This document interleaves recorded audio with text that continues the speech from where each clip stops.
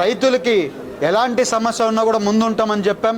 అదే రకంగా ఇవాళ మళ్ళీ వాళ్ళకి సమస్య వస్తుంది, ఆ సమస్య కోసం మళ్ళీ ఫైట్ చేస్తున్నామని మీ అందరికీ తెలుపుతూ, అలాగే ప్రతి ఒక్క పని ప్రతి టైం పార్లమెంట్కి వెళ్ళేటప్పటికెల్లా, ఎందుకంటే పార్లమెంట్ సెషన్స్ జరిగేటప్పుడు చాలా వరకు మన పార్లమెంట్ ఏలూరుకి సంబంధించి చాలా పనులు జరుగుతాయి.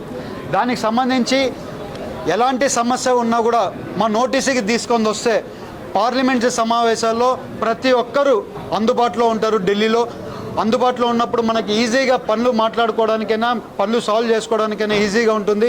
ఎలాంటి సమస్యలు ఉన్నా కూడా నా నోటీసుకి తీసుకొని రావాల్సిన అవసరం ఎంతైనా ఉందని మీ అందరికీ తెలుపుతున్నాను.